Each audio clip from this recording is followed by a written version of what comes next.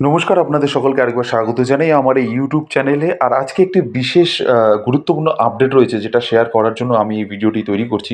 কিছুক্ষণ আগেই আমাদের রাজ্যের মুখ্যমন্ত্রী মাননীয় শ্রী শুভেন্দু অধিকারী মহাশয় পরিষ্কারভাবে কিন্তু জানিয়ে দিলেন যে এই অন্নপূর্ণা ভান্ডার স্কিম নিয়ে প্রচুর ভুয়ো ওয়েবসাইট তৈরি হচ্ছে, স্ক্যাম হচ্ছে। তাই পরিষ্কারভাবে তিনি সতর্কবার্তা দিলেন জনসাধারণের উদ্দেশ্যে এবং কি বললেন সেটাই আপনাদের আজকে তুলে ধরবো এই ভিডিওতে। শুরু থেকে শেষ পর্যন্ত ভিডিওতে সাথে থাকবেন। তো চলুন ভিডিওটি শুরু করা যাক। প্রথমেই দেখুন, অন্নপূর্ণা ভান্ডার কি সেটা বলার আর কিছু নেই, কিন্তু এই নিয়ে অগ্নিমিত্রা পাল কি বলেছিলেন সেটা আরেকবার আমি আপনাদের জানাতে চাইব যে বর্তমানে যারা লক্ষ্মীর ভান্ডার প্রকল্পের সুবিধা পাচ্ছেন তাদের সকলকেই অন্নপূর্ণা ভান্ডারের আওতায় আনা হবে। সম্পূর্ণ অর্থই ডাইরেক্ট বেনিফিট ট্রান্সফার অর্থাৎ ডিবিটির মাধ্যমে উপভোক্তাদের ব্যাংক অ্যাকাউন্টে পাঠানো হবে। মুখ্যমন্ত্রী ঘোষণা করেছেন আগামী 1 জুন থেকেই টাকা অ্যাকাউন্টে পৌঁছতে শুরু করবে। তবে তার আগে উপভোক্তাদের তালিকা খতিয়ে দেখে একটি বিশদ পর্যালোচনা করা হবে। বিশেষ করে যাদের নাম ইতিমধ্যেই বাদ পড়েছে, মানে এসআইয়ের ভোটার লিস্ট থেকে, মৃত ব্যক্তি বা দেশের নাগরিক নন এমন কেউ ভুলবশত সুবিধা পাচ্ছেন কিনা তা যাচাই করা হবে। সেই প্রক্রিয়ার পরেই চূড়ান্ত তালিকা তৈরি করা হবে। এই কথাগুলো কিন্তু আজকেই শুভেন্দু অধিকারী মহাশয় পরিষ্কারভাবে জানিয়ে দিলেন। তাই আপনাকে একটু ধৈর্য ধরতে হবে। এরপরে আর কি জানালেন তিনি, যে কবে থেকে এই প্রকল্প চালু হবে। রাজ্য সরকারের ঘোষণা অনুযায়ী 2026 সালের 1 জুন থেকে প্রকল্প চালুর পরিকল্পনা রয়েছে। প্রথম মন্ত্রিসভার বৈঠকেই এই ঘোষণা করা হয়। কত টাকা পাবেন? 3,000 টাকা, বছরে 36,000 টাকা। এবারে তিনি আরও বললেন যে কারা এই সুবিধা পাবেন। সরকারি ঘোষণায় জানানো হয়েছে পশ্চিমবঙ্গের যোগ্য প্রাপ্তবয়স্ক মহিলারাই এই প্রকল্পের সুবিধা পাবেন। তবে চূড়ান্ত গাইডলাইন এখনও কিন্তু প্রকাশিত হয়নি, পরিষ্কারভাবে জানিয়ে দিলেন। লক্ষ্মীর ভাণ্ডারের উপভোক্তাদের কি নতুন করে আবেদন করতে হবে? এখানে তিনি জানালেন যে প্রাথমিকভাবে জানা যাচ্ছে যারা আগে থেকেই লক্ষ্মীর ভাণ্ডারের সুবিধা পাচ্ছেন তারা অনেকেরই স্বয়ংক্রিয়ভাবে অন্নপূর্ণা ভাণ্ডারে স্থানান্তর করা হতে পারে, যদিও এ বিষয়ে সরকারি নির্দেশিকার অপেক্ষা রয়েছে। বোঝা গেল?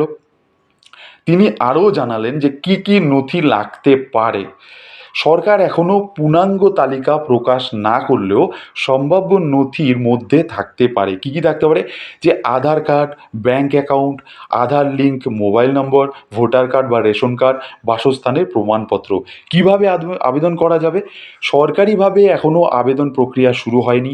অনলাইন বা দুয়ারে সরকার যে শিবির সেগুলোর মাধ্যমেই কিন্তু হতে পারে, সেটা সূত্রের খবর জানা যাচ্ছে। কোনো অফিসিয়াল ওয়েবসাইট চালু হয়েছে কি? এখনও পর্যন্ত সরকারিভাবে কোনো নির্দিষ্ট ওয়েবসাইট চালু হয়নি। তাই সোশ্যাল মিডিয়া বা ভুয়ো লিঙ্ক, ব্যক্তিগত তথ্য দেওয়ার আগে সতর্ক থাকার পরামর্শ দিয়েছে পুলিশ। এটা কিন্তু আপনারা একদম ভুল করবেন না। আজকেই কিন্তু তিনি পরিষ্কারভাবে এগুলো জানিয়ে দিলেন। এবারে আসি ভুয়ো ওয়েবসাইট নিয়ে তিনি কী সতর্ক বার্তা দিলেন। ইতিমধ্যেই অন্নপূর্ণা ভাণ্ডারের নামে একাধিক ভুয়ো ওয়েবসাইট ও প্রতারণার অভিযোগ সামনে এসেছে।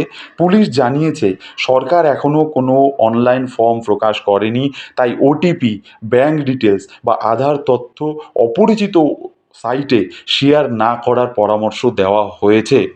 লক্ষ্মীর ভাণ্ডারের পরিবর্তে আসছে অন্নপূর্ণা ভাণ্ডার, মানে রাজনৈতিক মহলে জোর জল্পনা থাকলেও সরকার জানিয়েছে পুরনো প্রকল্পের সুবিধাভোগীদের নিয়েও আলাদা সিদ্ধান্ত নেওয়া হবে। অনেক ক্ষেত্রেই পুরনো সুবিধা বজায় থাকতে পারে বলেও ইঙ্গিত মিলেছে। কবে বিস্তারিত গাইডলাইন প্রকাশ হতে পারে? সরকারি সূত্রে খবর, খুব শীঘ্রই পূর্ণাঙ্গ বিজ্ঞপ্তি, মানে অফিসিয়াল নোটিফিকেশান, আবেদন পদ্ধতি, সেগুলো কিন্তু পরিষ্কারভাবে জানিয়ে দেবে। এখনও পর্যন্ত কিন্তু কোনো কিছু সরকারিভাবে বিজ্ঞপ্তি জানানো হয়নি। তাই সতর্ক থাকুন। কোনো ভুয়ো ওয়েবসাইটে আপনাদের ডিটেলস, ব্যাংক অ্যাকাউন্ট ডিটেলস, আধার নাম্বার, ওটিপি কাউকে শেয়ার করবেন না। পরিষ্কারভাবে কিন্তু সতর্ক বার্তা দিলেন আজকে শুভেন্দু অধিকারী মহাশয়। তাই আমি আপনাদের জানিয়ে দিলাম এই ভিডিওর মাধ্যমে। যদি ভিডিওটি ভালো লেগে থাকে অবশ্যই ভিডিওটিকে লাইক এবং চ্যানেলটিকে সাবস্ক্রাইব করবেন। দেখা হচ্ছে পরের ভিডিওতে। পরের তথ্য নিয়ে কি বিজ্ঞপ্তি আসে সেটার অপেক্ষা করুন। অবশ্যই আপডেট পেয়ে যাবেন। অবশ্যই চ্যানেলটিকে সাবস্ক্রাইব করে রাখবেন। দেখা হচ্ছে পরের ভিডিওতে।